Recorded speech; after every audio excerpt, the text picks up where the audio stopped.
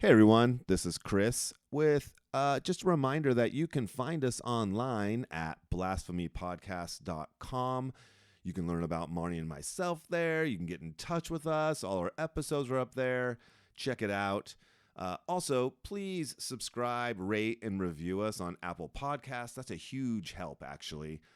And then just as a quick announcement, starting January 17th, just in a few weeks, I'm going to begin a 7-part series in astrology. And I love teaching people astrology. I think it is highly valuable to know, even if you're not into it from a standpoint of reading charts or doing all that kind of stuff.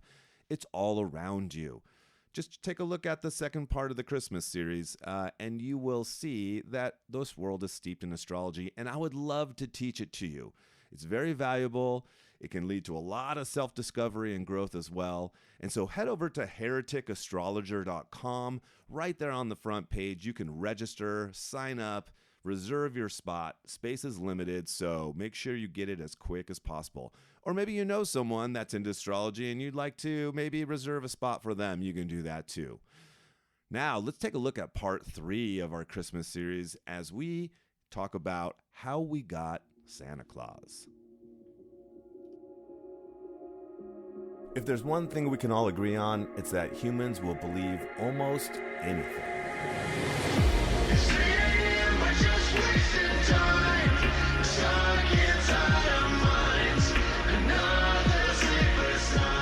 On Blasphemy with Chris and Marnee, we take a look at some of these beliefs, uncover their very human origins, how they've developed and changed over time, and the very real consequences they had in society and culture. Impacts that continue even today in our lives.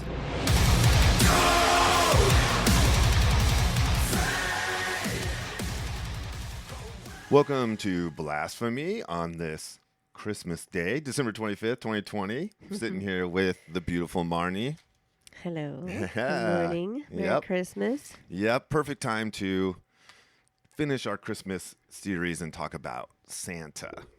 And when I first was looking into this, I was like, the normal story is pretty boring, and we'll just kind of focus more on alternative ideas about Santa. But as I looked into it, it's kind of interesting to see the track that Santa took to get to us. And then also, we will touch on a particularly interesting theory around the origins of Santa, and we'll talk about, the possibility that those things really did impact him. And it's a fun story. So cool. Okay. All right. So how did we get Santa? Right. Yeah. How did he get this image? Because I think sometimes we have this idea that Santa is just this image that's been passed down, but it's just like everything else. He's evolved and changed, and it's all been from us. We've built him based on our thinking and experiences and cultural expressions and all that kind of stuff. The traditional story of Santa Claus, as most people know, is traced back to a figure named Saint Nicholas, and we typically imagine him as this jolly, kind, prone to laugh, chubby guy who joyfully delivered presents to children on Christmas. But just like so many beliefs, the real story is more interesting than that. Yeah, so I had heard of Saint Nicholas back when I was a Christian. And I had little kids, and I was being super Christian. Like, how can I do this? How do I church this up? The rightest way ever. And I was like, oh, I can't teach my kids about Santa Claus because that's make-believe. There's magic in there. Unlike the Jesus that I'm make-believing to them. But it wasn't a lie because I thought it was true. Right. But I knew Santa wasn't, so I was like, oh, but it's so fun. So I looked up, I had friends that were Catholic, and I was homeschooling, and they were homeschooling, and they celebrated this St. Nicholas Day, and I was like, so I studied it with them. Well, not with them, I mean, they told me some about it, and I went and did my own study, but then I was like, oh, yay. Now I feel like I can celebrate Santa knowing that he comes from Christian roots of this. And so it kind of cleared my conscience and made me so I could let myself play. Yeah. This will put the Christ back in Christmas. Make sure, it's all tied to Jesus, or you're not allowed to do it. Yeah, listen to the first 2 Christmas episodes and see how much Jesus factors into. I know. Well, I just didn't know that. I back know then. at the time. But yeah, St. Nicholas, we all know that. St. Nick, that's even become a name synonymous with Santa Claus, right? But I want to take you through the story because they're actually 2 totally different characters, really, but through this process of us taking traditions and beliefs and forming them around, our cultures and the different pressures that are involved in the political content, all these things factor into what comes out of us, like what we invent. And so it's a pretty fun story. So not really anything is known about the actual historical events of his life. Everything we know comes from tales written centuries later, laced with mythology, theology, and clear exaggerations at the very least. It's kind of like, since we're talking about Christmas, and like when you talk about the gospel narratives, for instance, there's a lot of theology brought up in the birth narratives of Jesus in the book of Matthew and Luke. And that's one of the things that leads us to go, these were written later, because it takes time for theology to develop, right? And it takes time for people to start connecting and coming up with these stories that then connected him maybe to Old Testament shit and stuff like that. Well, it doesn't take time for God to do that, babe. And God wrote it. Obviously. It was inspired by God, obviously. But the same thing is true with St. Nicholas in the sense that all of the understanding we have around his life were written by monks and priests hundreds of years later. And it's just laced with all kinds of stuff that had developed in the meantime, right? So we know these things are legendary at the very least, probably based on kernels of truth. Even though there is some division among scholars whether St. Nicholas was even a real person, the general consensus is he was. However, as we do with a lot of figures, we pick one, let some time elapse, and then we turn them into some kind of legendary hero. And that's kind of what is going to go down with St. Nicholas. So Nicholas is believed to have been a Greek man born sometime around the year 260 in a town called Patara. So Patara is in modern day, it's not there anymore. It's right next to the town of Myra, which stood at the time in the 3rd century and still stands today in modern day Turkey. But back in this time, this was all part of the Roman Empire, and Turkey was known as Asia Minor. It was actually part of Greece, right? Interesting. Yeah, and so that's where he was born, right near the Mediterranean Sea in southern Turkey. Apparently, he was born to a wealthy Christian family, but again, all of this could be legendary, and the reason is because there's different details given in his kind of early upbringing, especially his dad's name. So his father is given different names in different accounts. The 2 most common are Epiphanius and Theophanes. And both of these names became very popular in the early Middle Ages amongst churchmen and clergy.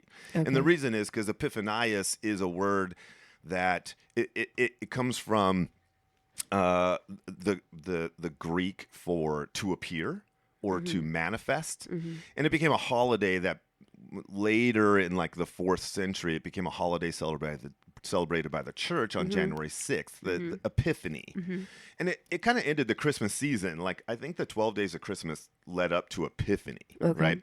And having this person in the early 3rd century named Epiphanius is just out of character. There wasn't people running around with that name. It became a very popular Christian name, especially among men who became priests and monks. And so that a lot of what I studied and understood about Saint Nicholas came from the Middle Ages, so it makes sense that these things were added to this person in that time, kind of evolved the idea of Santa Claus in the Middle Ages. Just like Christmas, kinda. Yeah. Right? Yeah, exactly.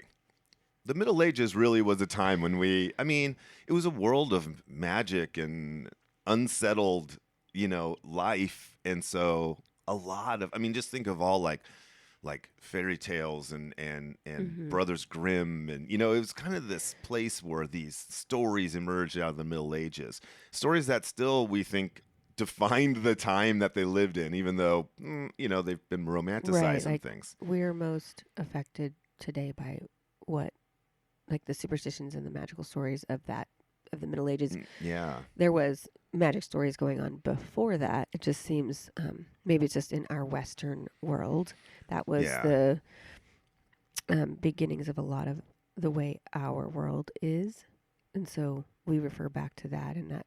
Yeah. And I think also what played into that was just the practical nature of the fact that a lot of writing started happening in the Middle Ages, and a lot of it has remained. Right. Whereas earlier than that, it would have been oral. Yeah, like there's some people that we only know about from other people quoting them, and we lost everything they ever, even though we know they wrote stuff, and and we may not attach it to a time period because it's if it's oral, it's present with you. It's not written at a time, and then you're like, oh, you have the date of the copyright, or you have this record of when it was first written down. If it's oral, it's just passed right there to you right then. It's like, okay, it's present. Exactly. Even though you know it's historical, you don't actually in your mind have it locked in on a time period. Yeah, yeah. Interesting. So with Nicholas, a lot of his early life is, again, written down hundreds of years later by Christian monks. As we'll see, he becomes a saint. So obviously there's also a need to prop up his legend in order to... Like you can only become a saint after you're dead, right? Yeah, we'll find out. Yeah, I don't believe anyone's ever been canonized while they're still alive, because typically it involves like miracles around, contact with this supposed martyr or believer or whatever. Its body. Isn't it? Right. That's right. Yeah.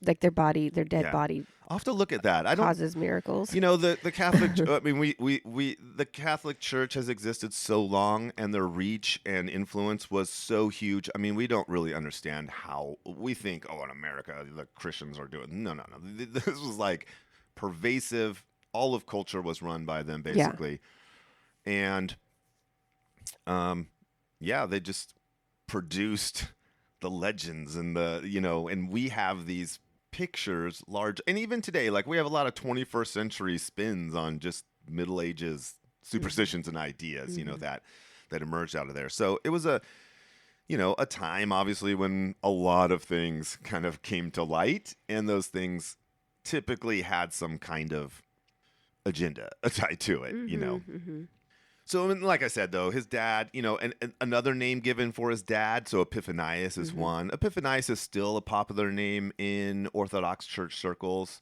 The leader of the Ukrainian Orthodox Church is known as the Metropolitan Epiphanius, right? That's his title. That's kind of his pope title. He's the leader. And it's kind of like, how they think popes are like God's representative on earth. And so Epiphanius is like the manifestation of God. And then another name given to his dad in these kind of retroactive treatments of his life is Theophanes, which was a very specific term used in Greek. So he had both those names, or are they no. He's just named different things in different accounts. Yeah, right. And so in some he's Epiphanius, and others he's Theophanes. Theophanes is specifically about, that word is about a deity that appears to a worshiper. Right? Okay. So again, you see this manifested, and they're talking about fucking Jesus, becoming flesh and all that kind of stuff. So it's so obviously planted story to right. But when you're in, like you said, when you're in the Middle Ages, and these fucking monks who are supposed to be God's representatives on earth tell you a story about this guy, you're like, must be true, and they're just, So anyway, his father apparently dies. People usually do, and Nicholas inherits a shit ton of money. And so there's a lot of stories about his early life with various details and conflicting legends. In some, Nicholas's uncle is the bishop of Myris, and his devout family influences him to join the ministry. And so they're like, hey, you're smart. You follow your uncle's footsteps. Was this before they had to take like a vow of poverty to be in the clergy? This is before all of that shit. Okay. Way before all of that shit. There was no, all of that would come later as Roman Catholicism put in place these structures and things. Totally brought in from paganism and syncretized with, the Roman pagan imperial cult. While he is a young priest, he decides to travel to the Holy Land. Now, again, this is another detail that leads us to this is probably a Middle Ages invention. because again, at the time in the mid 3rd century, there wasn't this like fervor to go visit the Holy Land. Yeah. First of all, fucking Nicholas was born in Asia Minor. Most of the New Testament happens in there. The Paul's journeys happen all through there. You know, when you're talking about Ephesus and you're talking about all of these, you know, Colossae, these were all in Asia Minor in modern day Turkey. The dude lived in the place that the New Testament happened for the most part. But in the Middle Ages, especially as Muslims began conquering and moving through the Middle East, and eventually they'll take Palestine, and, you know, real kind of like angst will begin in Europe. But this fascination and anxiety over the Holy Land kind of creeps into the story. So, of course, he goes and makes a pilgrimage to the Holy Land because that's what a lot of people did in the Middle Ages. But it wasn't like happening in this fucking early period of Christianity. There just wasn't as much interest in that kind of thing. Yeah. And travel had to be like outrageous. So way tougher. Like when you started doing that as in the Crusades, you had to be sponsored. It was huge. Now, he was rich. It wasn't something. He definitely could. I know. could. It's just, but the concept of Crusades and needing to go to the Holy Land or whatever is just not practical to even be something that people would imagine doing. Yeah, and we'll see that this period in the church was marked by a lot of troubles, that it wasn't like a bunch of Christians going like, let's do a church vacation and just go walk where Jesus walked. They weren't doing that, right? It wasn't this lax, like Christians hanging out, you know, things were not like that. And so it is highly unlikely that this would even fucking come up as something to do. While he was voyaging to Palestine, the ship he was traveling on was hit with a dangerous storm that threatened to sink it. All on board would be swallowed by the unmerciful deep. No problem for Holy Nicholas, though, who simply stood up, calmed the storm, and allowed them to make it safe and sound to Jesus land. Sure he did, right? So, copy. Of course. But, I mean, that's the best way to make someone high status in a religious context is tie him to the fucking major figure, right? And Jesus calmed the storm, and now Nicholas did, and so he's kind of got the vibe of Jesus. Like, we talk about and celebrate Santa, and we all know he's not real. Right. We all like do this knowing it's a myth, right? No one thinks Santa existed. So do you think even then, as they were creating the stories, do you think that they were like ever thought he was a real person, or did they? This just seems so obviously like a recreation of Jesus. Right. They absolutely believed he was a real person. This was a time when people believed in such things that were possible, in a time where like you didn't have a lot of hope. You know, for the most part, the general population was living in feudal situations where they were poor, overworked, having a little magic and a little, you know, mystery and a little bit of that supernatural stuff probably played into making their lives a little bit more tolerable. They did believe he was a real guy. And in general, people couldn't read. They didn't, you know, they were told what was true by the church, who were mostly the literate people. Not that everyone was illiterate, but a large portion of, you know, the population was. And so this was a time where people got their information from people who were selling them an agenda and a story, right? Yeah. So he gets back, though, from the Holy Land, right? I don't know what the fuck happened over there. I didn't even look into it. I don't even know how many tales are told about what he did over there, but he probably did some fucking crazy shit over there, too. But he comes back, and when he comes back, what he didn't know... Wait, did he really go, or is this just a story? I'm getting lost in the... There's no evidence that he went. What I'm telling you is, like, these are the information we have, and it's the only information we have, and it comes from fucking Middle Ages monks who are kind of, like, retroactively building his legend. So why do we even think he was a real person? Well, there does seem to be some evidence that he was. Figures like this did exist. And there is some historical accounts and references that mention him. And so it seems like most likely he was a real person. As far as how much of the reality of his life made it into the legend, maybe very little. We might not even know Nicholas at all. Yeah. But this is the story that we have because it's the only information really available. Yeah. Nicholas didn't sit down and go like, the story of my life. and how I became Santa, or whatever. He didn't do that. And if he did, it was lost forever if he sat down and wrote anything. Well, he probably didn't know he became Santa. No, I was joking about that. Of course he didn't know he was going to become Santa. I'm saying he didn't even write down anything about his life, or any of that shit. Okay. And so this is all later stuff, which is super, super, super usual. Actually, when we talk about these early figures, is a lot of what we know about them came later. Again, because of different things we'll see happening in waves of persecution that wiped out writings and people, later on, the bulk of the information that we have about all these people were written hundreds of years later as writing, and then later the printing press, much later, but I mean centuries later. And then just our ability to create and distribute writing and records increased. Yeah. The problem is there's been a lot of time that's gone by. And even though these monks were scholars and they did have access to ancient stuff and they were incredibly intelligent and educated, they also were in power, first of all, and you want to remain in power. I mean, just on a human level.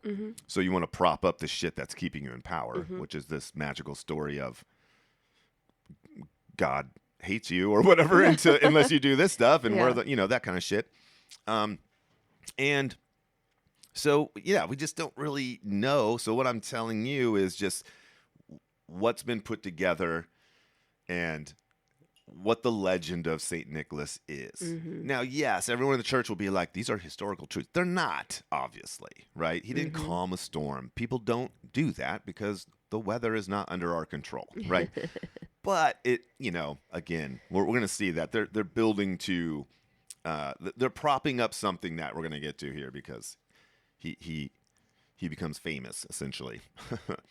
So what he didn't know, though, is that he returns home, right? And they say the first thing he does is go right to the church to pray, right? He just fucking spent, months in the Holy Land.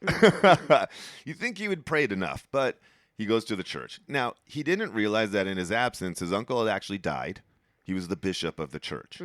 And so they elevated another leader in the church to be bishop, and then he quickly died. And so now they're like, fuck, how are we going to do this? We don't have anyone to fill the spot. And so they're sitting around and they decide, apparently, that the first priest that walks through the door of the church, we're going to make him the bishop of the church. Now, no one ever fucking chose a bishop this way, obviously. It was a highly political, even at this time, it was an important position. You didn't just chuck anyone into that position. These are the people that are leading the very, Church of Jesus, or whatever. And so I guarantee you this didn't happen probably, but that's how the story goes, is that in walks, this young priest, Nicholas, and they're like, hey man, it's you. Welcome to your church, your bishop. And he's like, fuck, okay. And so now he's Bishop Nicholas of the church in Myra. So things get pretty hot for Christians during the reign of Roman Emperor Diocletian, leading to what is called the Great Persecution around the turn of the 4th century. And so in the late 3rd century, early 4th century, we see these persecutions that, had come and gone against Christians primarily, and other sects, by the way, that weren't down with the imperial cult. Right. But Diocletian's is called the Great Persecution because this is the persecution we think of with people being thrown to lions and the destruction of meeting places of Christians. They would round up all their writings. And at this time, there was a ton of Christian writings that were used as quote unquote scripture. They wouldn't have sat down and told you how God inspired men to write these. They would more say these are writings that let us know from other leaders in the church or what have you, right? There was something called the Didache, means the 12, just going back to astrology. Listen to Christmas episode 2. They had the Didache, which was pretty much used as probably the main scripture in most of early Christianity was the Didache. Okay. These things didn't make it into the canon in 325. The Council of Nicaea is called, and that's when they established the Bible as we have it with the Old Testament and the New Testament. And a lot of these writings didn't make it in there. And so at this time, there's a ton of Christian writings, but they get rounded up, burned, destroyed. And so we lose so a lot of what the early church was about, we really only know from like later church fathers and then later, Roman Catholic information. That it's interesting what would have been Christianity if that hadn't been destroyed, because it's just developed from its early writings. And if it, I don't know, like that's interesting, because they didn't even have those to choose from in the Council of Nicaea because they were gone. Mm-hmm. They were probably aware of them, and they actually probably did. Oh, you think they did have them? These were the top Christian leaders who would have access to that, and they were brought together by Constantine, who has imperial pull, and maybe even they might have even had some of the documents that they had. I don't know, but they likely had seen these things, or at least were aware of them. But then they chose certain books, and we'll have to do an episode on the Council of Nicaea, because it's an interesting story how we got the Bible. It's not at all how people think. Yes. There was a lot of debate. There was even maybe some direction from Constantine, which again, if he's trying to build this religion and he's kind of syncretizing pagan Roman religious ideas with this new Christianity in order to form this religion, you could see how he'd probably guide that. But we should talk about that sometime in the future, because it is a kind of a cool story about, a lot of people think like, well, it was just obvious what was the holy books were. Everyone just knew, and they knew the stuff that was wrong, and there was a lot of stuff. Yeah. And then, like the Gnostic Gospels and things that have been unearthed later, and they tell a very different story of Jesus. Each one of them tells a different kind of angle on it. So, yeah, you're right. Who fucking knows what the hell it would have been had they chosen different books. Right. But then we set our beliefs around what Christianity is about based off of the Roman Catholic Church in the 4th century forward, right? But before that, who knows, So it's during this time around 303 CE that he's described as a fiery, wiry, defiant crank who rebelliously defended church doctrine in the face of paganism. Now, again, we see clues as to the later development of these details. This was not a time when church doctrine was really established. Like I said, everyone's reading different shit to a large degree. Yeah. And some people think that maybe they had distributed or copies or shared kind of like listings of like the sayings of Jesus. Not so much like the gospel narratives that we have, like they sat down and read this story. Seems that came together later. But it's possible that there were some sayings of Jesus that were floating around, right? And when you talk about like textual ideas around biblical textual criticism and history and stuff like that, there are some scholars who think that people who built the Gospels in the New Testament were working off of these sayings, right? So it wasn't a narrative, but it was sayings, and then they kind of framed a narrative around the sayings. And these sayings of this supposed Jesus, again, scholars disagree whether he actually existed or was a conglomeration. And many of the things he says are said by other deities from the past and even concurrently. So it's hard to really know what the fuck they were believing, but there wasn't an established set of doctrine yet. That takes time. It's not like Jesus laid down the doctrines of the church to the disciples and then they went out and fucking spread it. None of that happened. And so the idea of him defending doctrine, that's a very Middle Ages idea.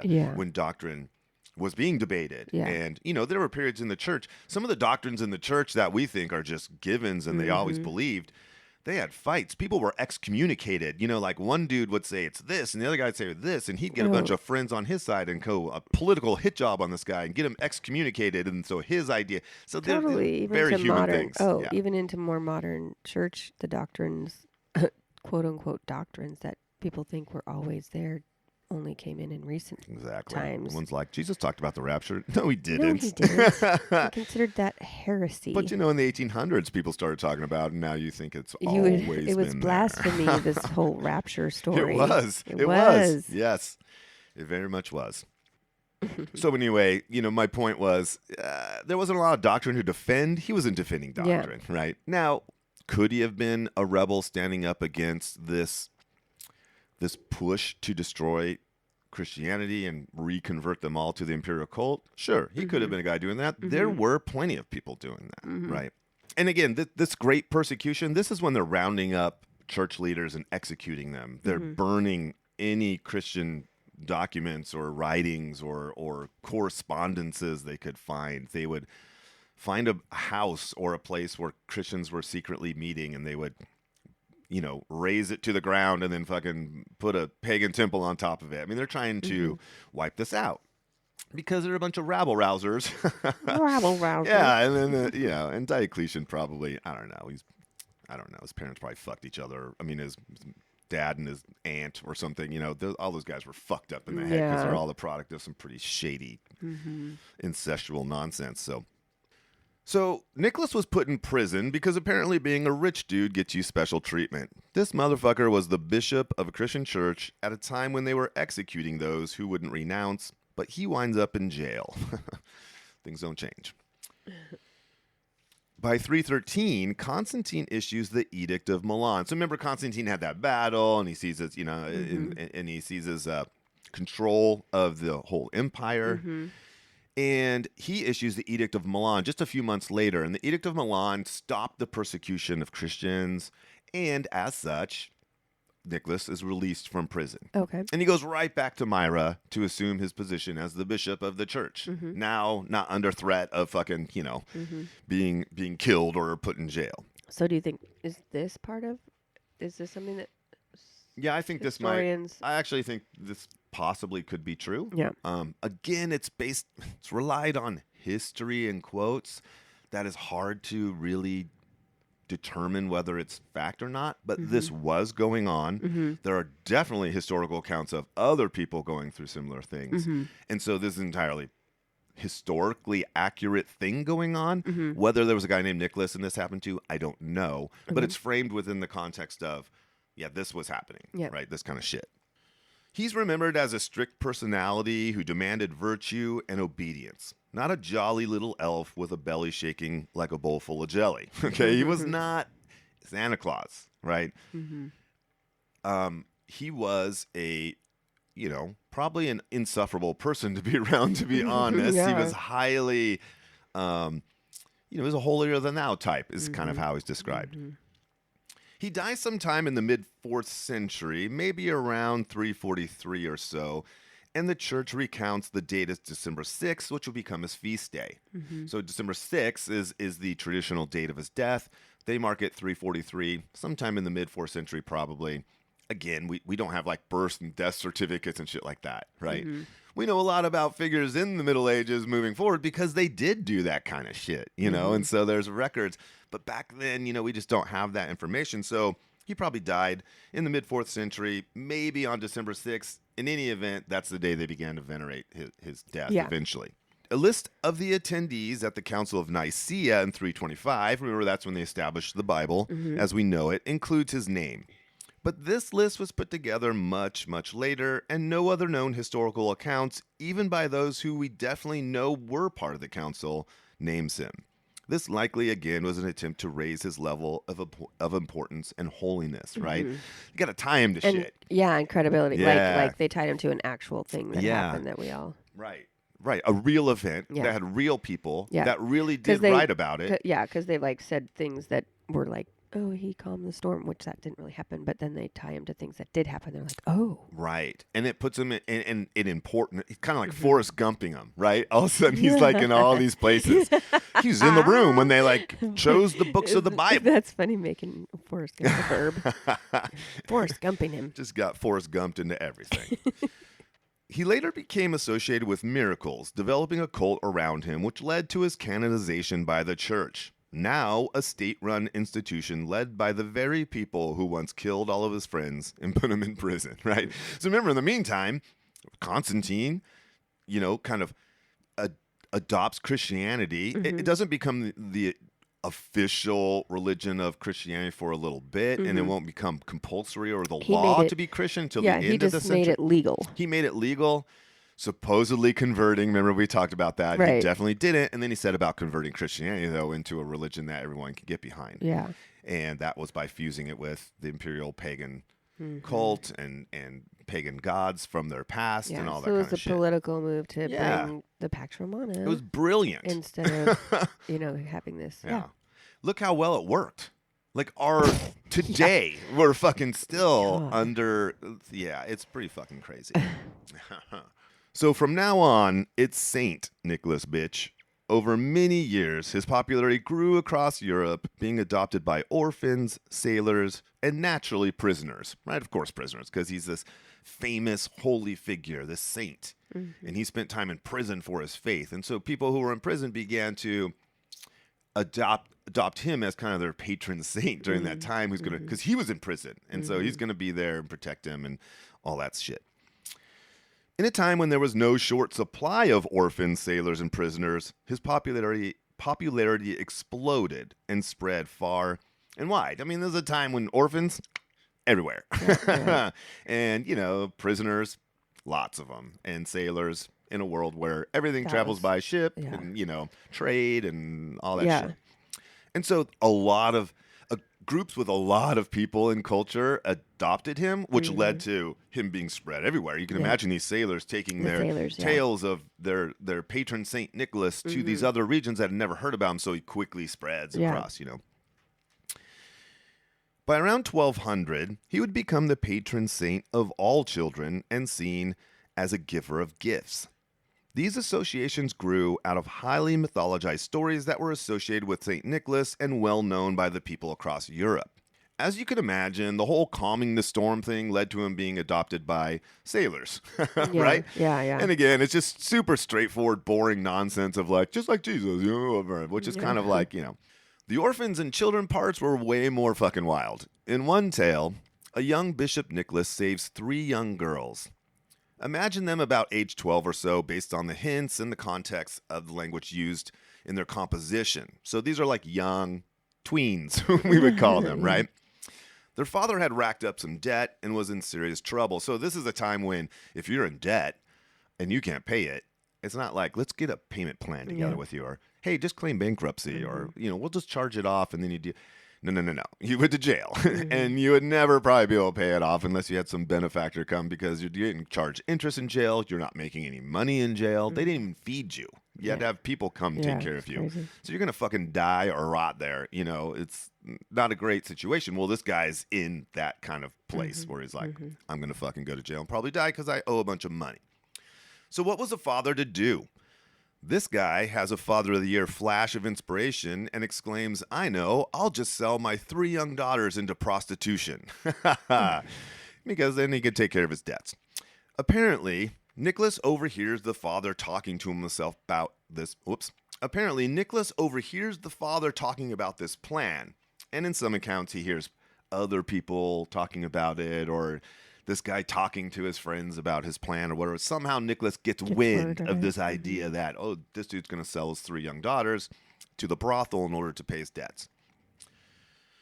He slips into their house 3 nights in a row, leaving a bag of gold each night to pay for all 3 daughters' dowries, thus saving them from the brothel.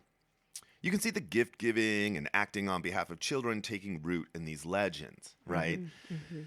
And what we'll see is these legends always involve 3s, right? And we'll talk about why that is, but I want to get to another one that's even cooler. That's a very common story everyone knew that story of the 3 girls that Nicholas saved, right?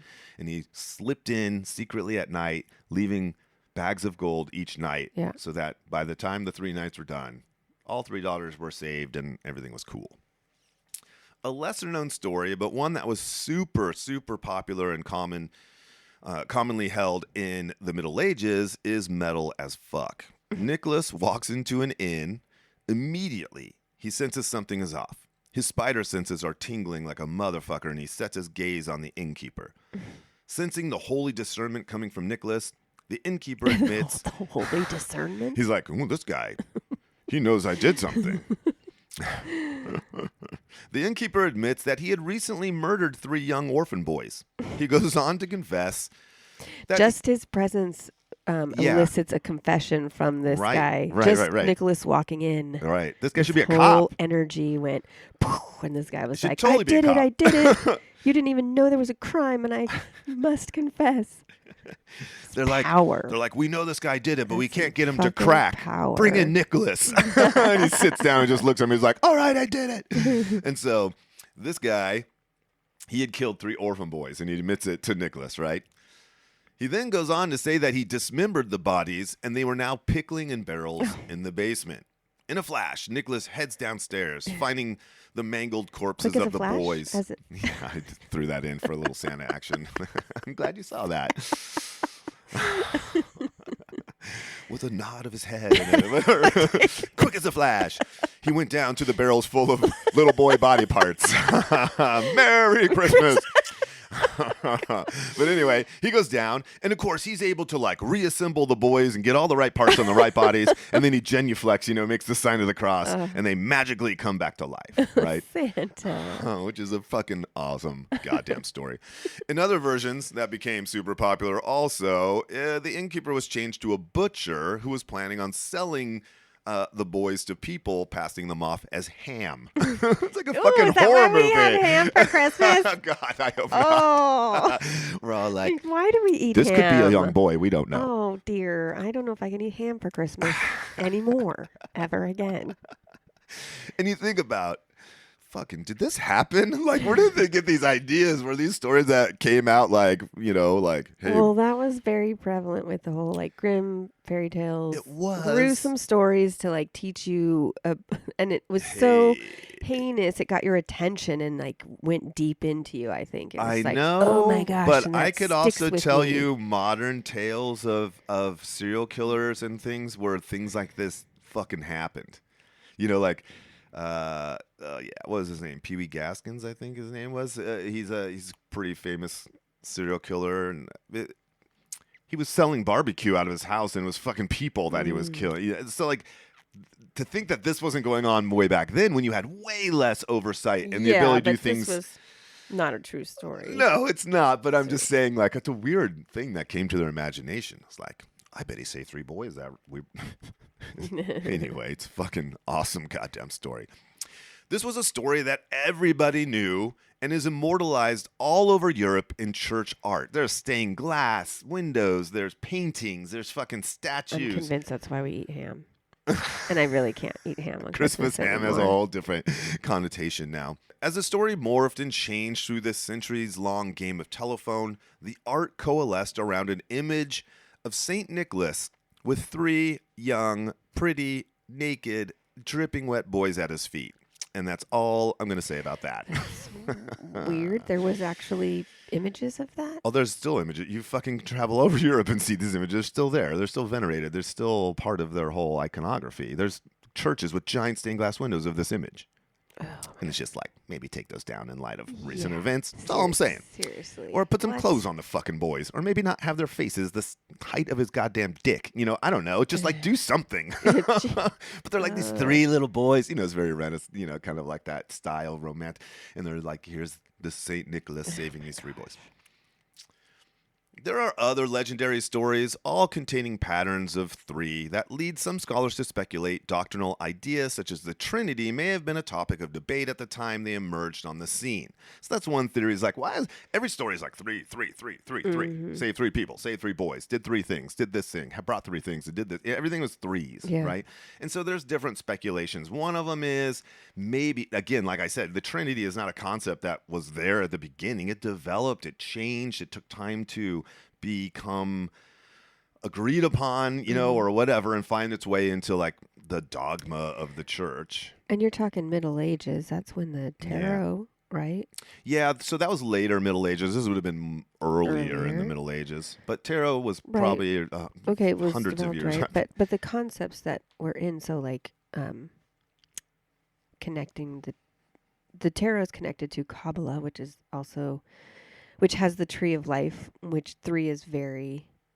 So the concept of the 3 things that would become the Trinity were in their world. Yeah. In their spiritual world. Oh, yeah. The Trinity is not a novel concept. It's their their label for a pagan structure that has long been in place. Yeah, so that's why the three would have been going on, because those concepts were. Almost every savior character is part of this triune thing of God, goddess, and then the manifestation of that through the Son, right? Now, that's one theory, though, the Trinity, right? Now, I don't personally believe it probably was the Trinity. I think it has more to do with the fact that celebrations around Epiphany and around St. Nicholas kind of got intermingled. So his day is December 6th and Epiphany is January 6th. Yeah. I don't know if there was some confusion there, but it's also part of this winter solstice Christmas season that they, came to call it. And Epiphany, especially in the Eastern Church, really brought in the concept of the three wise men, the three magi, right? Because Epiphany is about the manifestation of this truth, right? It comes from that word, and specifically to the Gentiles is the manifestation outside of the Jewish people to the world. Right. And the Magi, the three kings or wise men as they would have called them, represented that because they weren't Jewish. They were these pagan Gentiles who came and, didn't see Jesus, but they're in their stories. He saw, they whatever.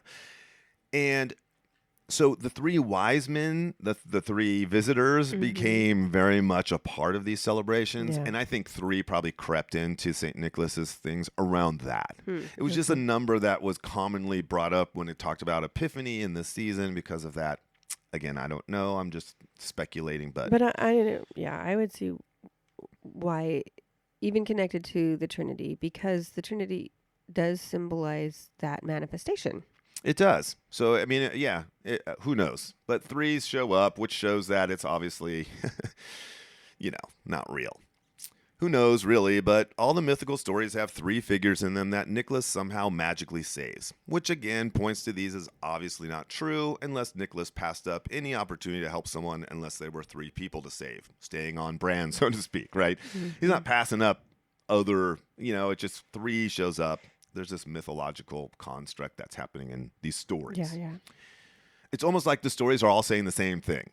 You know what I mean? And it's just like there's just like different little fun scenes. That's how you hypnotize people, is repeat the same story. Listen to Donald Trump. Give them images. Yeah, that's right. He says the same things, the same words over and over. And then you hear people out there saying the same words over and over. You could ask them, "What does that mean?" They're like, shit, I don't know. I've heard it a lot. Yeah.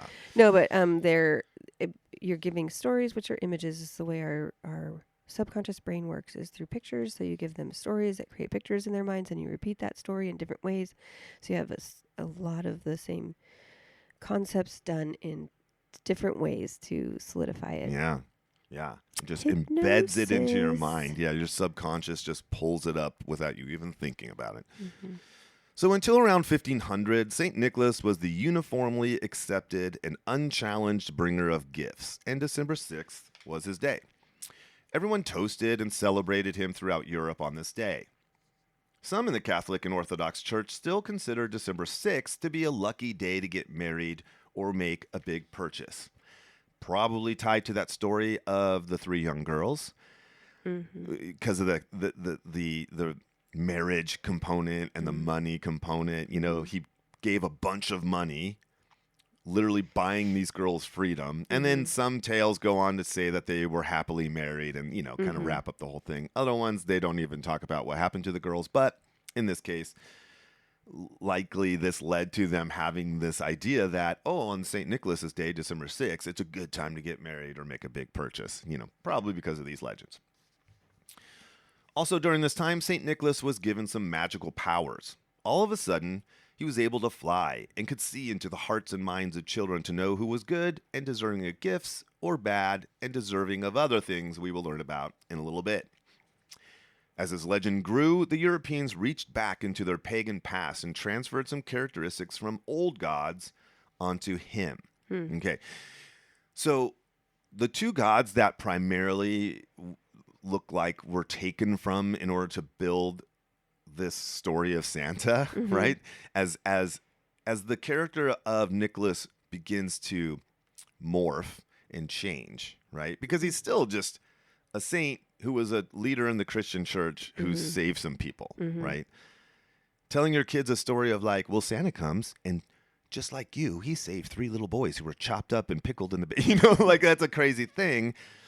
So somehow he gets transitioned into this kind of magical creature magical figure that does things, that were not human, right? And the way they did that by reaching back into the paganism and borrowing from 2 gods in particular.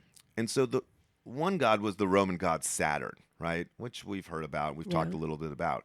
He was always depicted as an older, white-bearded man. And that's because Saturn, his Greek counterpart is Kronos, where we get the words chronology, chronicle, chronograph, which is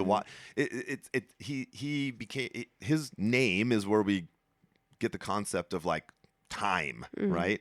Kronos and Saturn are tied to that concept of time, harvest, things you wait for, patience, liberation, all these things that take time to happen. And he could fly, right? So you got that little thing. And, like I said, because he's associated with time, it's this white bearded man, right? And he was often also depicted as a white cloaked figure holding a sickle, right? Again, tying him to harvest. But also symbolically, we kind of formed like metaphors around death and judgment around that concept, right? And when you hear a cloaked figure and a sickle, who do you think of? The Grim Reaper. Right. And it turns out the Germanic god Woden was also pictured in a similar fashion, white cloak and a sickle, tying them again to this concept of judgment, which was very much in line with Nicholas's legacy, right? Yeah. Being a defender of doctrine and it a also fiery... lines up when I was in my color theory class, in my interior design classes, we're talking about how we connect color to different things, but it also that's affected by what culture we're in. And I'd learned back then that white is the color of mourning and death in many cultures. It's not black like we have here in the West. Yeah. In fact, I the was... white cloaked Grim Reaper. It's interesting to see there because that's where white was linked to death. I was in a little village in Thailand back in the early 2000s, and all of a sudden, all these people dressed in white, everybody head to toe in white, walk through town carrying this dead body on this board with a bunch of white flowers, and so it's likely, and it's probably certain that our picture of the Grim Reaper came from these images. It's not that the Grim Reaper is Woden or Saturn, but those depictions of those gods and the things they were tied to then led to this character of the Grim Reaper as this harvester of souls. Totally changes the idea of a white party. It does. And I can have a white party on Halloween. Yeah. That would be interesting. It's Saturnalia. Yay. Yeah. But Woden had some interesting characteristics that also played into these magical powers that were given to Nicholas. Woden was believed to, again, he was a white-haired man, an older man, and during the time of the winter solstice leading up to there, the Germanic tribes in the northern parts of Europe believed that Woden would make nighttime flights. He rode on an 8-legged steed, a horse, across the sky. And he was looking at his people to see who was worthy of prosperity or who was going to get trouble. And he was leaving gifts for people. Interesting. This is the concept that people fight against. That is God today. People will say, God is not this white bearded man in the sky who's judging you. God is love, blah, blah, blah. But this picture, you're like, where did that come from? It's right here. This is it. It is. Santa it fucking is. Claus totally. was the original image of, and again, that's what I'm saying is our image of God, that white man in the sky, came from the Middle Ages version of the pagan gods. Well, I would say, when we popularized it in the Middle Ages. Well, those depictions of gods existed for hundreds of No, years I know, before.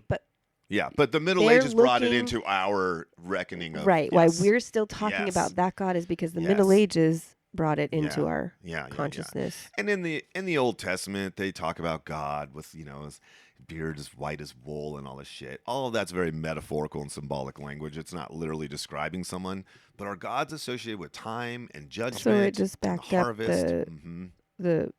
yeah. Yeah. Well, they are pictured. I mean, it makes sense. You're not gonna. The sun is always this young, handsome, shining, vital character, right? Because it's the newborn. It's new, right? It's the sun. It's giver of life. It's about life and liveliness. But then our gods associated with things that are a little bit, like time. You're not gonna have a baby, right? You're gonna have a fucking old man or an old person, So all of these things came out of the human imagination as we, tied them to our human experience. But Woden is interesting because he's flying over his people, inspecting their lives, right? To see if they're worthy of gifts or prosperity and all that kind of stuff. And for this reason, their stories and legends and traditions are like, we should just stay inside. So he can't see us, basically hide inside. And so they drag the Yule log into the house. And even though it's fucking cold and it's very practical why they're doing this, like there's reasons, physical reasons why, but the traditions and the legends and the mythologies around it involve this Woden character. Remember, he's where we get Wednesday from, Woden's Day. And he, he's going over like Santa, but kind of a scarier. It wasn't like, hey, Santa. It was more like, shit, get inside. Let's just go get drunk inside and avoid this whole Woden's gaze, right? You can see, though, how they're starting to build a character here. It might seem weird that this kind of intense judgment was involved in the roots of Santa Claus, but Nicholas was not a jolly character. He probably didn't ever laugh or joke around either. He was one of those people, super serious and always telling you what you're doing wrong and yelling at you to get right according to their beliefs, right? He's really described as a firebrand, not a like, come here, little kid, sit on my lap and let me tell you about. He wasn't, and so you can see how those things would factor into. We still talk about Santa. You better watch out. He's going to find out who's naughty and nice. Those come from pagan gods, right? And they're the way that we frame their stories, that they're inspecting our lives, right? And this kind of weird interplay of us like trying to control ourselves almost or something. I don't know. It's so interesting because like people will like want to dog Christianity and lift up these other religions because they're so much better or something. But it's like they all have the same shame, the same bullshit control of us. And I don't mind having the imagery around and to help us evolve and be more self-aware. So like using the myths for what they're good for, but not lifting one up or dogging one over the other. They all can be fucked up and shaming, and that the whole concept that there's a God there like watching you to make sure you're doing wrong. Right or wrong, is in the pagan myths just as much as Christianity. Oh, yeah. So they're not better. There is nothing new at all in Christianity. It's all been done before. It's just repackaged for a different audience everybody and a wants different to reject agenda. Christianity and go back to the pagan ones. I know they were better. Well, they're older, so they're truer. No. It's the same dogma that is like, and it all came punishing and. It all came directly out of the human experience. We built these things. Right, because we're trying to control society for different purposes. And what makes us think that later on when we build something, that we're not going to build something that looks just like it, just with different language. We still do the shaming presently. Do the same people thing. like want to say, don't shame people, but they shame like currently in everything. Ugh. Yeah. And I don't know if you can get away from. It's social things in us. It's not. Social behaviors. It's not outside supernatural forces. Yeah. I just want people to be honest and aware of themselves in it. Like I'm just as shaming as Christians, as pagans, as whatever. Just like be aware of what you're saying and when it's shaming, so you don't think that you're better than other religions that also shame. Like if I'm choosing to do this, like. I need this behavior to happen, so I'm going to shame to do it. Right. Like, know yourself. Know you're doing it. Don't, like, think that you're pure. Yeah. So true. So by the Renaissance, he is pretty much the most popular saint in all of Europe. People were having a good time every year with their kids as they awaited the magical visits from St. Nicholas and a clever lie to trick their kids into being good, right? That's what it is in America, and it was to them too. Yeah. They were not believing that St. Nicholas was coming to their house, these adults in the Middle Ages, but it became a fun story and celebration around these saints that they already celebrated around Christmas time. With the help of Woden and Saturn and other influences that came in and turned them into this like fun thing in the Renaissance period. Everyone was super hip into St. Nicholas, and he was a fucking fun thing to do with kids. Yeah. Just like today. Yeah. Right? Yeah. We're no different than them. I think we think that, these people, yes, they might have had a different perspective on the world and different set of information to draw from and stuff. More room to imagine shit and make shit up. But they were humans with kids, and they were little kids with parents, and no fucking different. And so, kind of a cool scene that in the Renaissance, you could imagine this family sitting around and they're talking about, St. Nicholas is coming, if you're good, and it's all the things that we do with our kids. But who should show up and ruin all the fun? Who else? The Protestants. After I'm beginning to see the Protestant Reformation as just like a bunch of killjoys who got together and said, it's too fun in the church. Yeah. We got to fucking... Yeah. We got to get more serious. Yeah. After the Reformation, the veneration of saints and the celebration of their feast days had declined, disappearing almost entirely from much of Northern Europe. Now people had a problem. They didn't want to go to hell for worshiping a saint, but they also wanted to continue having fun with their kids and also to have something to keep them being good in the year to come, right? They're like, okay, well, so it's bad to worship saints. That's all evil and idolatry now. Yeah. But dude, what the fuck? So we lose Christmas? I know. We lose Saint Nick? That's what I was up. faced with as a young Christian mom. Yeah. I was like, how do I? Because I was a Protestant. That would be me pacing one. This is bullshit. This isn't even real. And now they're telling me I can't, it's just going crazy. They, very predictably, first tried to church it up by simply replacing Nicholas with baby Jesus. That's kind of their answer to everything. It's like, ooh, we don't like what they're doing. Let's tell them it's just Jesus, and then we'll make it better. It was at this time that the celebration of the stuff around Nicholas was moved from December 6th to December 25th, the day of Mithra. The birthday of Jesus. So they moved. That's why St. Nicholas now is associated with Christmas and not St. Nicholas's Day, right? These kids were all waiting for presents on December 6th. So they were already celebrating St. Nicholas Day before they were celebrating Christmas. Yeah, and even concurrent, they did both. But St. Nicholas didn't come on Christmas, right? Right. Yeah, they had other traditions around that and shit like that. But again, it's largely like solstice celebrations and things. Exactly. And so the Protestants come and they go, we got to strip all this fake stuff and get it down to the real, true stuff that happened, which none of it did, right? And we can't have this fake saint flying around, but baby Jesus, he could do it because he's real, right? That's all well and good, but try explaining with a straight face to your kids that baby Jesus is going to carry a bunch of shit around the world, or that a helpless infant is something to worry about in the coming year, or is going to thrash you for being naughty. Right. The threat proved to be not very effective. The kids were like, fuck that little baby. I'm not afraid of it, and I'm starting to question my parents' integrity because this all sounds fishy. That kid that looks at you and like, Santa Claus come? Are you sure?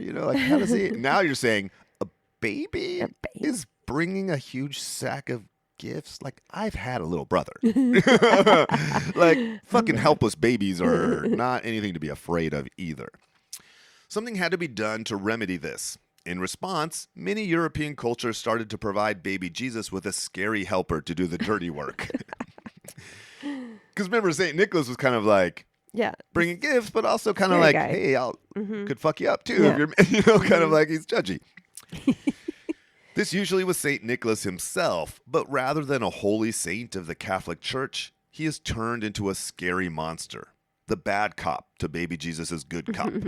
Makes sense. Nicholas was a Bible thumper who judged people constantly, right? Right? He was that figure. I mean, he was kind of that concept. Now, by now, people had lost. I mean, that wasn't on their minds. Yeah. But these things were. They're like, okay, well, the kids aren't into the baby Jesus thing because it's just not working. And probably a lot of the adults are like, this is fucking stupid. Baby Jesus, what?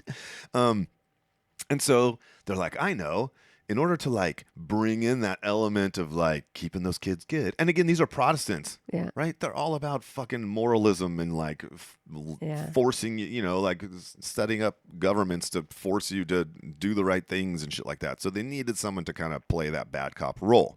And St. Nicholas was the one they did. But instead of a saint, instead of someone like blessed by God, they turned him in kind of like a scary monster. Almost feels like the Catholic Church, it had been formed with a lot of the mythology of the old gods and paganism, and so it was imbued with a lot of imagination and all that, and it was okay, and that was part of it. And then Protestant Christians came in and tried to literalize it. Yeah. And that's where it gets really fucked up when you try to make those crazy shit stories literal. This is like the crazy yeah. These are the people that say stuff like of Christianity was Protestantism trying to make it all really real, really literal. Rob it of its symbolism and try and turn it into literal stories. These are people who say things like really ugly about it. These are people who say things like the Bible says what it means and means what it says. And no, you don't understand what it means. And then they turn it into this guidebook for real, existence. That's fucking crazy. There was Rue Claus, which means rough Nicholas. Ashen Claus. There was Ashen Claus, which is Ashy Nicholas. And Pell's Nickel, which translates to furry Nicholas, just to name a few. And so Nicholas gets the role of this kind of scary creature. It's kind of like baby Jesus is coming with good stuff, but he's also bringing his scary buddy, who may stuff comes from? Exactly. I have that right here. These characters demanded good behavior from children, threatening them with whippings or kidnappings if they didn't comply. You see the reflections of these developments in the recent popularity around Krampus in our popular culture. Like all of a sudden Krampus, this old Germanic idea or European idea of this figure who accompanied this rebranded gift giver. Yeah. They took it away from Nicholas. He's not giving gifts anymore. He's the heavy. He's the muscle, right? He's the enforcer. And then baby Jesus is the good one that's coming and doing all the fun, good stuff. Throughout the preceding period, European communities and cultures would take these traditions, regionalize them, creating their own characters in the process. I mean, they had all kinds of different pressures, traditions, ideas, gods from their past and stuff that factored into how these things, there wasn't like a set template. Everyone kind of, but they had this idea that, baby Jesus, because we're not Catholics anymore and we can't do saints. So we got to have Jesus in the mix. And then, scary monsters like Krampus or someone like that. In Germany and Austria, they kept the baby flavor and had the Christkind, who slowly morphed into Kris Kringle, an angel-like figure who was often accompanied by St. Nicholas himself as the enforcer on his holiday missions. And so, in Germany and Austria, you end up with Kris Kringle. We've heard that, right? We've heard that. Yeah, I'm thinking in the 1970s claymation. Was it claymation? Santa Claus coming to town. Yes, and Kris Kringle, and what was that? That was kind of like a German guy. It was. Yeah. Yeah, no. Well, I mean, they don't tell you where it is, but it's set. You can see it's set in a northern European glum town. And what was his name? Meisterburger, Burgermeister Meisterburger. Oh, good stuff. Yule Tomen was a jolly little elf who delivered gifts to the children of Scandinavia in a sleigh pulled by goats. In Finland, the children await gifts from Juulupuki, meaning Yule goat, which pagan beliefs held was a goat man who helped them prepare for the winter solstice Yule celebrations. That sounds fucking radical. Like a little goat guy showing up with a jug of grog and saying, let's drink, like let's have a fire. Let's fucking get ripped. Goat man. Yeah, this little goat man. And his name is Yulapuki. Why are there goats? What do you think that symbolism? Well, I think they used a lot of goats up there. Yeah. I mean, the goats were just what they herded. Yeah. You use what you got, Okay. We're going to find out how reindeer got in the mix because people fucking had reindeer running around where they were at. It's just kind of like how it happens. The English developed See, that's where you go wrong when you try to make something of something that was just like, it was just because they had goats. I'm all, why did they use That's why they had goats. No, I'm like, this is how things get all like, Yeah. go in the wrong direction because I'm like the mind that goes, why did they use goats? That must mean something, and then make it mean something and then send that out when it was really just like, because they had goats. Yeah, goats is what they're familiar with. And they became, there's a lot of mythology, obviously, and a lot of symbolism around. You're missing my point of what I'm saying. No, I know. But goats became symbolic of something, and it was because of these cultures that were goatish. Goatful. I don't know what you say. Lots of goats running goatish around. Culture. Right. But you have like the satyr, know, and you have these images that eventually, when we talk about Satan in the future, will play into the image of the devil as the church takes these pagan ideas from the past and tries to turn them into evil things by casting them as I guess the bad that's guy. where I was going is like, yeah. So, but these stories are coming before the goat. Is what it is to me today. Yeah. Okay. Yep. Exactly. And that's very interesting. The English developed Father Christmas, who most people are familiar with in America due to the English influence on our early history. The fancy, folk-arty, craft store Santas your grandma displays are typically modeled after him, right? Mm-hmm. He's wearing a nice coat. Yes. His hair's real nice. He's got some dope glasses. He's fucking, got a wreath around his head. Yeah. Kind of, it looks like this real formal kind of like medieval Father Santa. Christmas. Mm-hmm. And that's Father Christmas. And so he played kind of thing in our culture as well, obviously because of England's influence on us. The French had Père Noël, who filled the children's shoes with gifts on Christmas Eve. I'm assuming while smoking cigarettes and drinking wine. I know. Père Noël doesn't sound like a fat man like Santa should be. It's not. Yeah. Père Noël is not. Père Noël, no, he's not. A lot of them aren't necessarily fat. That's going to come in later. Yeah. Yeah. Maybe I don't know if maybe we didn't associate chubbiness with jolliness until, later. I don't know. Yeah. Affluence and leisure. That definitely plays. The abundant having gifts for us. But but a skinny one, I think that the mean guy, the miserly. He's scarier. Like, yeah. Like a skinny fit Santa makes you a little bit afraid. Mm-hmm. Russia has a fucking great one. They believe that an old woman called Babushka was asked by the three wise men, Magi, for directions to Bethlehem. Apparently, they were super fucking lost, Russia being thousands of miles in the opposite direction of Judea from Persia. Right? They end up in Russia, you're like, dude, you headed northeast instead of due west. Mm-hmm. That's not good. You needed fucking Google Maps. Being a jokester or just a huge bitch, she gave them wrong directions on purpose just to fuck with them. She's like, oh yeah, Bethlehem, it's that way. And they head off, in the wrong direction. A little later, she starts feeling guilty and tries to catch up to the camel riding visitors, but couldn't find them. It was said that she began bringing gifts to the children of Russia, hoping that one of them would turn out to be Jesus so she could apologize for the prank. That's a great story. I fucking love that. So funny. Like this little jokester lady, just like, doing punked on the three wise men, and then she starts bringing presents. It's so good. In Italy, a kind-natured witch named La Befana, her name likely derived from the Italian word Epifania, which is their word for the holiday of Epiphany, rides her La Befana rides her broomstick down chimneys to deliver gifts to good Italian kids. That is wild. It's fucking awesome. That's like completely departs from all the other imagery. I know. How did that? All the Christians were like, Satan's coming to your house, a witch on a broomstick, whatever. Like, how did that even? I don't know. I didn't look into it because I'm looking at Santa, but yeah, it would be cool to look and see like how that developed, but pretty fun. But just like Christmas itself, the Santa Claus we all know and love is the product of the good old US of A. made in America, right?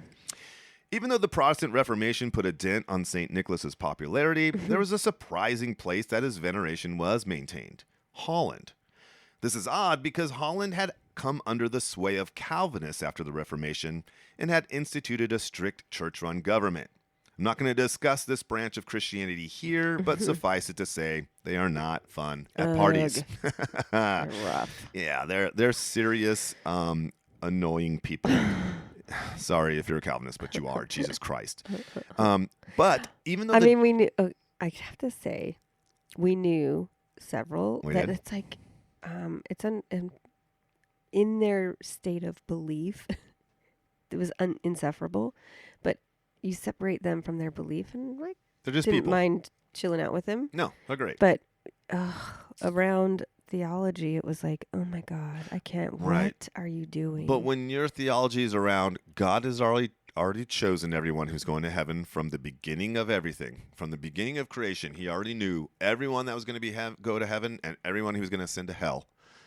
If you're one of those people and you think you were chosen, you turn into a fucking Puts asshole. you in a Like bad theologically headspace. anyway, and when it comes to church. Where they're like, oh, hey, we're the elect, and I don't know if you are. You know, God probably chose you already to go to hell, and there's nothing you can do about it. And so, they're not fucking loosey-goosey folks, in other words. But you remember the ones that we knew, like personally. yeah, like, they're great. They were great apart from their fucking ideas about right. church and where people are going. Yeah. Anyway, enough about Calvinists. But even though that was the vibe in Holland, they kept this one saint, St. Nicholas, right? They kept the one saint from the Catholic Church that appealed to their judgy sensibilities. If you think about it, right? It's like, oh, this guy's telling you be good and fucking, and they're like, okay, we'll keep him. Yeah. The other ones that are all just, other stuff, just associated with people and guilds but they kept St. Nicholas for some reason, and it seems like it could have appealed to that kind of like good works mentality and obedience mentality, and children should obey their parents mentality, and this helped play into that, right? I don't understand how Calvinists get judgy, because it's like, it's already done. Why do you got to be good or bad if it's already chosen? I know, but that's like saying, like, you're a member of an exclusive club. The first thing humans do is become fucking assholes when that happens. All of a sudden, it's just a human thing going on that they feel privileged and a part of something that not everyone is, and it's based off of, I guess, what they consider to be their worthiness and then other people's unworthiness, even though they would say, like, no, he just chooses. There's no worthiness. I mean, we're humans. It just doesn't make, it's not logical to me why, if it's already chosen and done, why you got to worry about right. You should chill out and let people do whatever the fuck right? they want It's to. already done. Just fucking live. Let it all play out. But they get super, super rigid. I would say that might point to some doubts about their thinking. But anyway. Right. He became Sinterklaas to the Dutch, and his celebrations and legends were carried over with them as they immigrated to America, right? New York City was settled by the Dutch. It was called New Amsterdam before that. And so there was a lot of Dutch people in America, and they brought these traditions that they hung on to despite their Protestant Reformed, theology and Christianity. They kept this St. Nicholas character, right? And he turned into Sinterklaas, right? Which is Dutch for St. Nicholas, but Yeah. that's kind of what they referred to him as they came over to America, in the 17th and 18th centuries. In both 1773 and 1774, a New York newspaper reported on groups of Dutch New Yorkers meeting for St. Nicholas's Day. This was likely pretty common, seeing as New York was first called New Amsterdam, settled by the Dutch. St. Nicholas was definitely a Dutch thing in America at this time, but fascination had obviously already begun around him. And so Sinterklaas was, this thing that Dutch people do, but no one else did, right? But it became, people were like, oh yeah, I have some Dutch friends, and they got together on December 6th and, toasted St. Nicholas and gave gifts to their kid, the shit like that. Yeah. And so it's kind of gaining some exposure in non-Dutch Americans, It's another day to drink and get loose, and this is America. We are down with that shit. Just ask Cinco de Mayo and St. Patrick's Day, right? People are like, what? You got a holiday that we can do? Drinking party? Tell me about it. I'll do your holiday. That's right.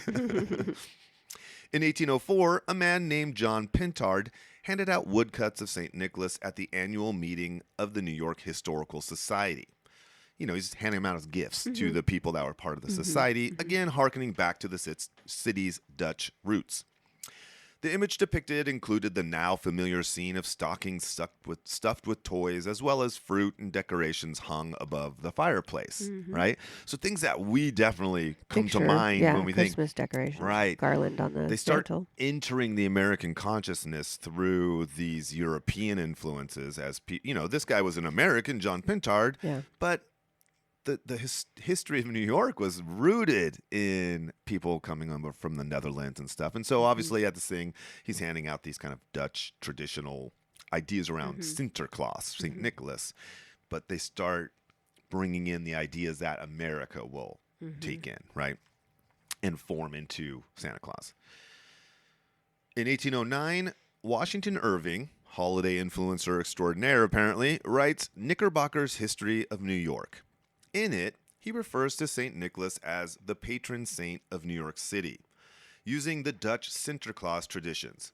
The character he depicts is a pipe-smoking, bearded man soaring over the rooftops in a flying wagon, delivering presents to good children and switches to the bad ones for their parents to hit them with. Oh, God. Well, remember, that was part of it, I know. right? It really is a fun thing / ploy to keep your kids in control. Hey, man, that's how we use it here, too. This really kicked off interest around the character that would become Santa in America. This Sinterklaas shit sounded cool and started to catch on. By 1820, American department stores began advertising Christmas shopping specials. The next year, in 1821, an anonymous poem was published that would significantly shape who Santa would become in America. In it, St. Nicholas is described as riding in a sleigh pulled by a single reindeer, delivering gifts to good kids. He also carried a single reindeer? Yeah. Oh. And this is an anonymous poem, right? Written in what did I say, 1821 or some shit? Yeah. No, we don't know who wrote this, but just this poem kind of was published. I'm not sure where it was. Probably in a newspaper or periodicals and shit like that. And people read it, and we're going to see it kind of brought in some stuff, right? And so, like I said, he's in a flying sleigh pulled by a reindeer, right? And he also carried a birch rod, which he, as the poem goes, quote, directs a parent's hand to use when virtue's path his sons refuse. The parents took the place of the bad cops. As it should be, right?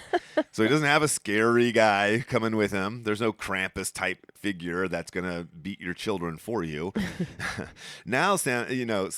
Nicholas, Sinterklaas, he's not Santa yet, but St. Nicholas, he shows up for all the good kids with presents, but he also carries a birch rod, which then he hands to the parents if the kid is not being so good. And so you can see how this parents are telling the kids this, like, so what do you want, presents or, a beating, which is great. But anyway, a year later in 1822, Clement Clark Moore, an Episcopal minister, wrote a poem for his kids. Originally entitled An Account of a Visit from St. Nicholas, it became better known from its published title, 'Twas the Night Before Christmas. At first, Moore published it under a pen name embarrassed to be associated with something so frivolous, silly, and childish. He's like an Episcopal minister. He's a serious man. But he loves his kids. And he writes this fun little poem and drawing from traditions from the past. I mean, he didn't make this shit up. He kind of brought stuff in. And he did make some stuff up too that we'll see. But I mean, he like expanded on it. But he just wrote this thing. And this simple act of fatherly love pretty much invented Santa as we know him today. In the poem, St. Nicholas is fat and jolly. Despite his rotund shape, he magically descends and ascends the chimney with a simple nod of his head. He rides in a miniature sleigh pulled by 8 tiny reindeer, complete with their names, a list most of us can rattle off from memory still. Dancer, Prancer. It starts with Dasher. Oh, Dasher, Dancer, Prancer, and Vixen. Comet, Cupid, Donner, and Blitzen. Bam! Nailed it, right? Those are the reindeer that he named in his poem in 1821 as he's writing this for his kids. And then, as it's published, as it was the night before Christmas, he originally put he's like, you can publish it, that's fine, but don't put my fucking name on it. I don't want to be associated with this nonsense, right? And then it obviously made a bunch of money, became popular. Next year, it was like, I wrote it. It's me. That was me. Awesome. Just a side note, because we're all wondering, over 100 years later, in 1939, a copywriter from Montgomery Ward named Robert May wrote a children's story in a fun little scheme to drive traffic into the department store for Christmas. Riffing off of 'Twas the Night Before Christmas, his tale was about a Christmas that almost wasn't, due to fog settling in at the North Pole, making Santa's yearly flight impossible. To the rescue came an odd little reindeer with a red nose named Rudolph, who heroically saves Christmas, and all the little kids get what they wanted. The store offers this story for sale as a children's book during the Christmas shopping season, selling 2.5 million copies. They reissued it in 1946, and it sold 3 million more. A friend of Robert May's wrote a song based on the story his friend had written, which then was recorded by Gene Autry in 1949 when it sold 2 million copies. Now that is a true friend and the true meaning of American Christmas. A little bit. But that's kind of cool, right? Yeah. Rudolph was just, it was an ad guy. He was Yeah. like, hey, this will be fun, and like good for him because, we have that cool claymate, Claymate, 1970s claymation. It's not claymation, it's What is it? stop frame animation. Stop frame? But okay. yeah, but still fun. Mm-hmm. Oh, that's right. It was. Yeah, Okay. they're little figures they moved, to Right, picture. I love those movies. I know. In the 60s, those came out, right? Yeah. Still, though, throughout the 19th century, Santa was depicted in a wide range of looks. He had different types of clothes and of all different colors. Sometimes he was a tiny little elf, but then in other representations, he would be a massive giant. Pretty much leave it to your imagination, and Santa shows up like that. But the idea of a magical character delivering presents to good children on Christmas Eve was now widespread in America. And so we still don't have this common image of Santa or Sinterklaas, whatever you were calling him in your area. Yeah. People were probably drawing from their cultural expressions. Remember, this is early in America. There's still a very large tie to the lands that people had came from and the ethnicities and religious contexts that they were born into from immigrant parents in America even. And so people are, it's very regionalized. It's very culturalized. There's all kinds of different ideas of Santa, but people were starting to have this common idea that on Christmas, this character, Sinterklaas or St. Nicholas, showed up with gifts. So in early America, we were a bunch of immigrants who hadn't coalesced into an American culture for itself yet. Right. And you still see remnants Just a of little this. reminder. Yeah, you still see remnants of this all over. Yeah. Right? You go to different places and there's definitely a different vibe there. You go up to Minnesota, right? Yeah. You get a bunch of Lutherans up there, and they're eating lutefisk and they're doing all this cultural shit. You go to New York City, there's neighborhoods that are still kind of ghettoized to a certain extent. Yeah, the Italians live over here, the Irish live over there. Americans Right. are immigrants. Turns out we're a From bunch of their mutts. very- What is it from Stripes? We are the wretched refuse. We are. This is America. We're mutts. But who's more lovable, more loyal than the mutt? Little Stripes monologue. It actually wasn't until the end of the 19th century that Santa settled in as a full-size human man, complete with a white beard and wearing a red and white fur-trimmed coat, became established in the accepted American idea of him, right? So all these different kind of depictions of, they kind of coalesce in the later 19th century, which we'll talk about how that happened. So in the 1840s, newspapers started dedicating space for Christmas advertising. In 1841, the next year, 1,000 children flooded into a Philadelphia department store to see a life-size model of this new Santa that had emerged, right? Within a year or so, seeing the potential, stores began bringing in live Santas to draw the children and take their parents' hard-earned money, right? So they're like, oh, dude, if they'll come see a They fucking... started doing that in the 1800s. Yeah, in the fucking 1840s. So wild that we still do that today. Yeah. And what they did was like, hey, man, people went to see a statue of this motherfucker. Like, if we dress dudes up as him and they can come meet him and talk to him, well, that's going to be huge. Yeah. So that's where that all started, which is like pretty impressive that a long time ago. So that was like 1842 maybe or something, 1843. Yeah, crazy. In 1881, a political cartoonist named Thomas Nast, again using "'Twas the Night Before Christmas" as his primary source material, with other developed traditions brought in, created the very first likeness of Santa as we have come to know him for the most part. The illustration was published in Harper's Weekly, and it pictured a fat, cheerful man with a full white beard. He is holding a sack filled with toys and wearing bright red and quite tight-fitting long johns. He doesn't have a suit on. It's kind of like he's chilling at home, I think, before he goes on his trip. And he's got these really tight long johns. You can see like his curve of his butt and stuff. It's very weird. Uncomfortable almost, his clothes. But he's got a big sack of toys. You know, he's got rosy cheeks. He's Santa, basically, right? And there was a guy named Thomas Nast who was a political cartoonist. And he drew this picture, and it shows up in Harper's Weekly. The cartoon also brought in the idea that his workshop was at the North Pole, that elves were his workers, and it even featured Mrs. Claus for the first time. Now, Santa fucks, apparently. It's brought in Mrs. Claus. Sorry. By the early 1890s, the Salvation Army started paying unemployed men to dress up as Santa, sending them out into the streets to gather donations for free Christmas meals they provided to the poor. This would turn into the bell ringers we all see on street corners and outside grocery stores today. So they began by grabbing hold of this new Santa Claus thing, right? This new pop culture movement, essentially, or a thing. You could say a meme if we want to be fucking idiots like we are now. But you know, he seizes upon the Salvation Army goes like, hey, I know this will be fun. We'll dress him up as Santa, and so kind of like lighten the mood and make it jolly because we're going to gather money for people who are dying of hunger. Like how do we make this festive and fun? And then now they still do just by ringing bells on corners. Add a little bit of influence from Father Christmas and Père Noël from Europe, and bam, American Santa was born. So they did kind of bring in English and French traditions to round out kind of the American picture of Santa over time. Moving forward to 1931, an artist named Haddon Sundblom created an ad campaign for Coca-Cola. Drawing once again upon "'Twas the Night Before Christmas," as well as other popular 19th century tales, his illustrations cemented the picture and lore of Santa in the American mind.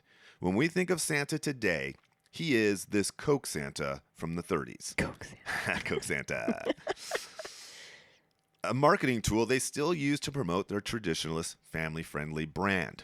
Now, Coca-Cola did not invent Santa. You will see articles on the internet saying Coca-Cola. They did not. No.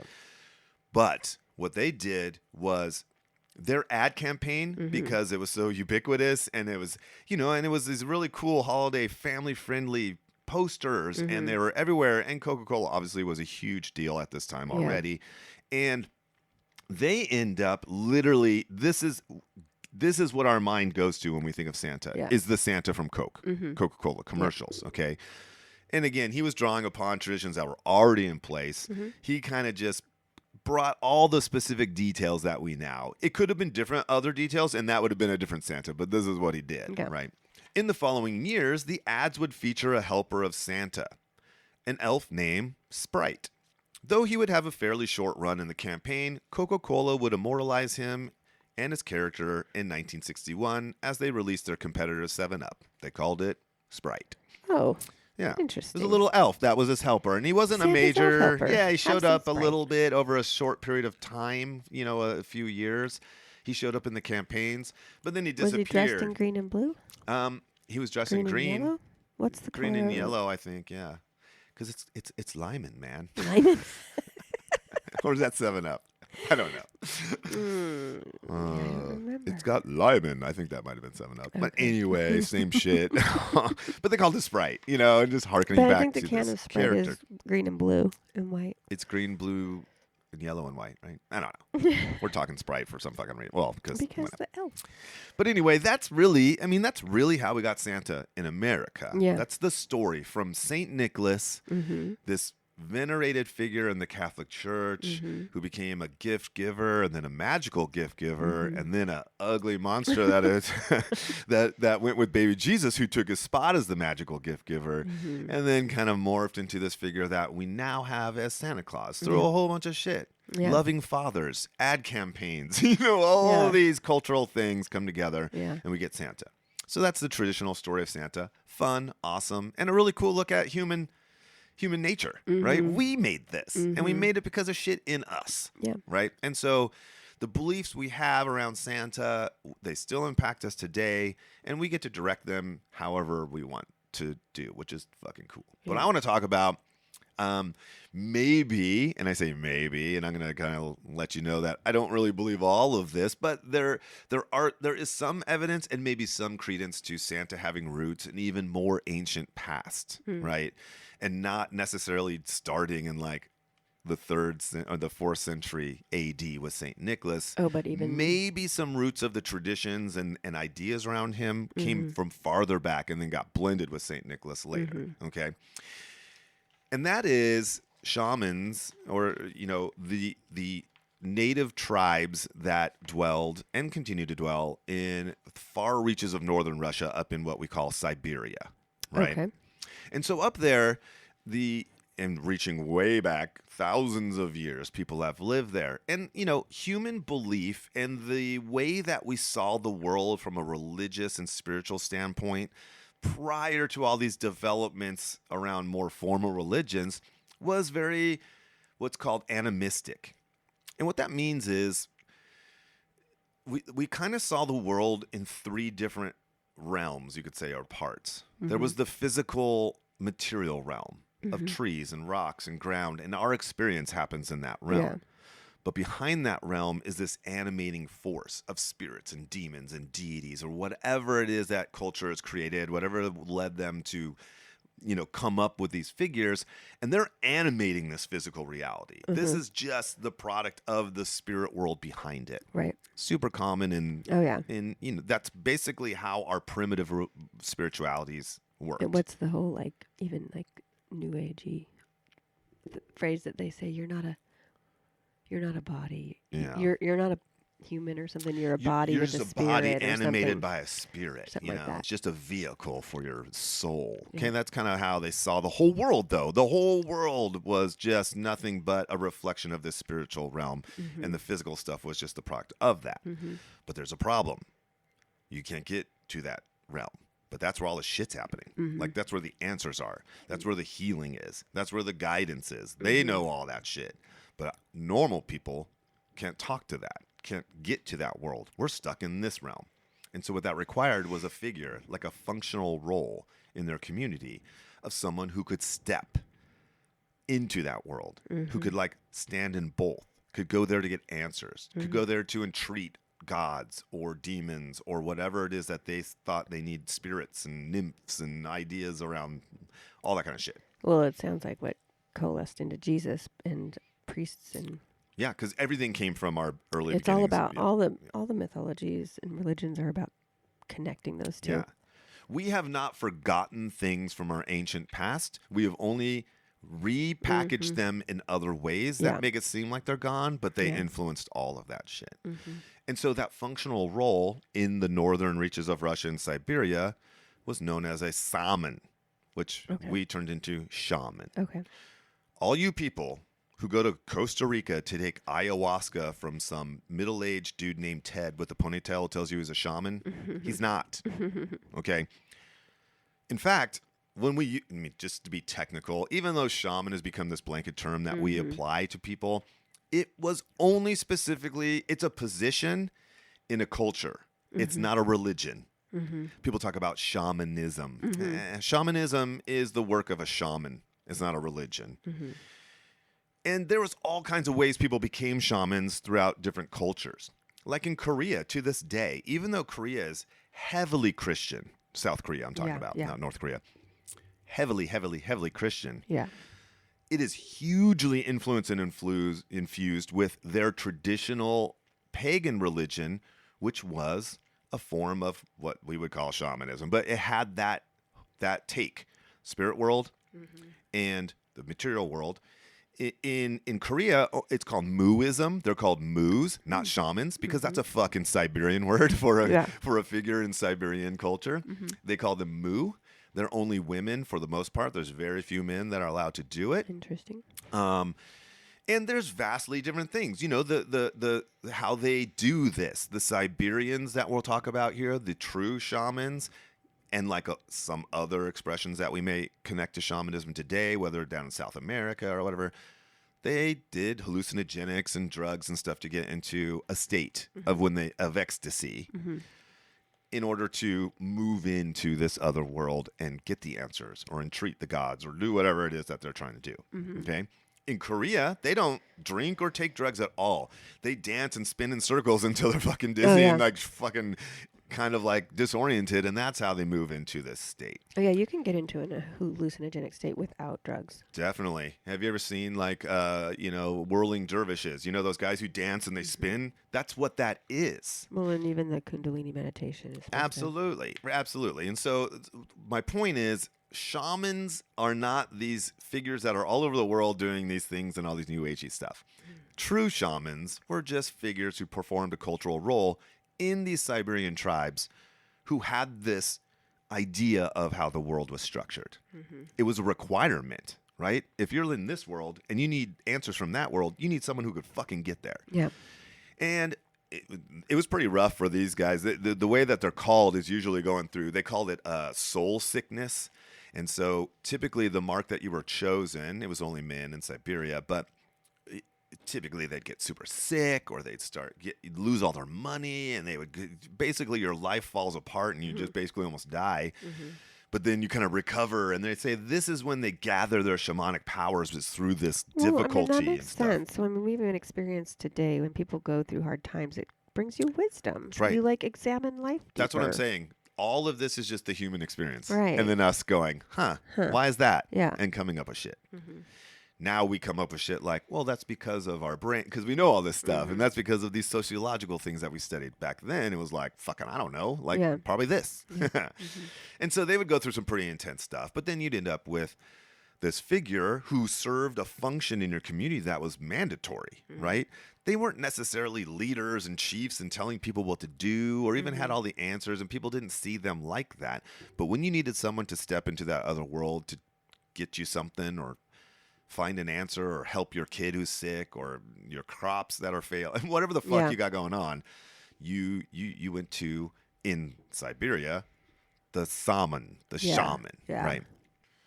So their culture, though, is tightly tied to hallucinogenic mushrooms, to psychedelic mushrooms, okay? Now, they're not the psilocybin mushrooms that we take here, right? We've taken mushrooms, super fun, you have a good old time. These mushrooms are the Amanita muscaria. And if everyone has seen this mushroom, okay, you know those mushrooms that have the red caps, the white specks, and Super Mario Brothers eats it, and fucking Alice in Wonderland eats it, and it showed up on black light posters that your cousin put up in your room in their rooms in the 70s, right? That mushroom, that iconic picture of a mushroom, is an actual mushroom. Yeah. It's called the Amanita muscaria. It's also called the fly agaric, right? Is the kind of it's just name, right? Other than its Latin kind of genus species shit. And nobody's rushing. In fact, these aren't even illegal in the United States, right? Because no one's rushing out to do these to have a good time with their friends. Yeah. It's intense. It's hard. It's rough. Yeah.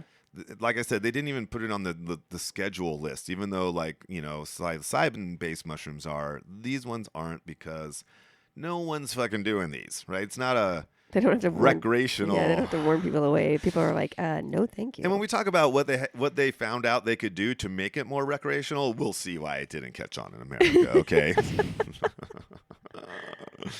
And so these are reindeer herding tribes, okay?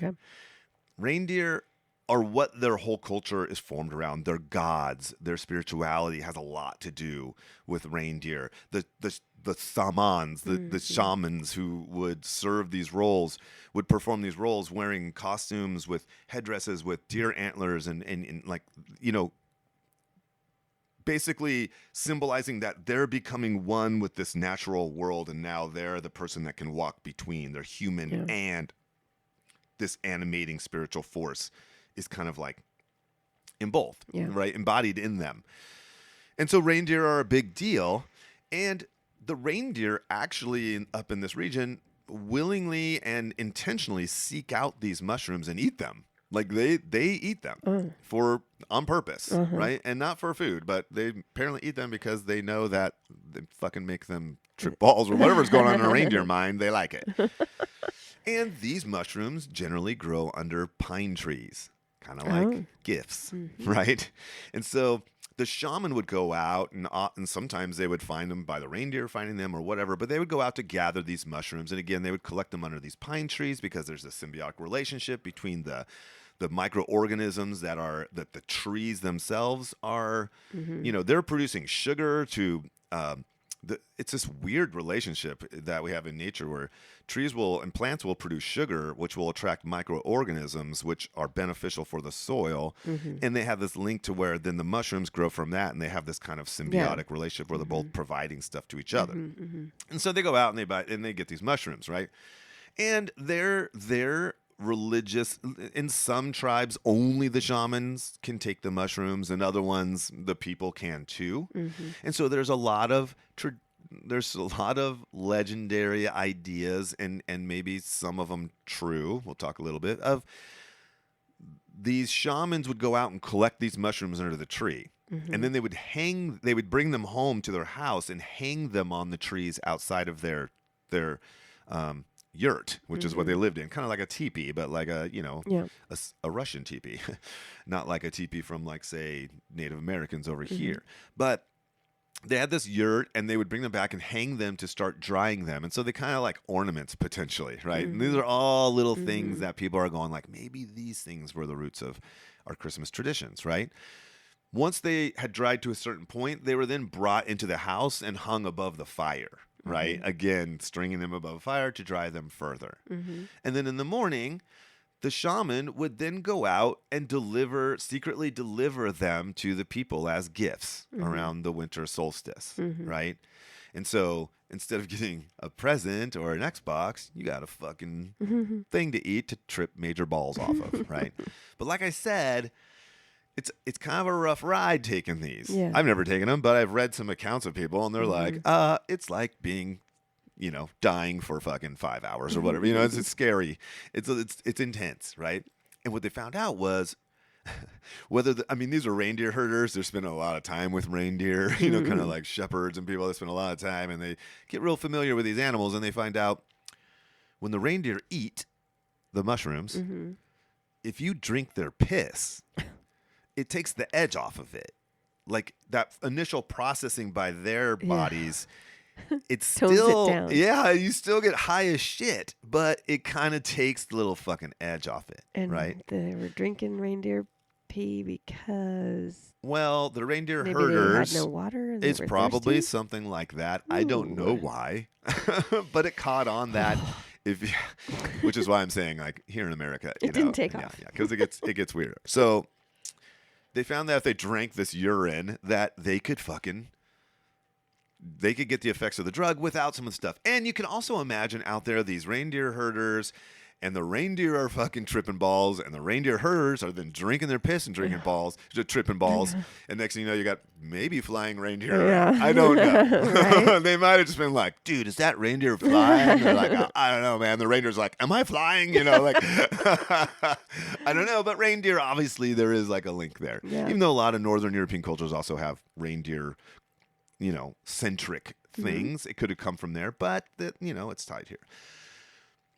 In cultures where only the shamans, the only kind of these figures could eat the mushrooms directly because of their sacredness, what people would begin gathering outside their yurts while they're doing these ceremonies. And periodically, as these guys, they're drinking water and shit, they got to pee, they come out and they would piss outside the tent.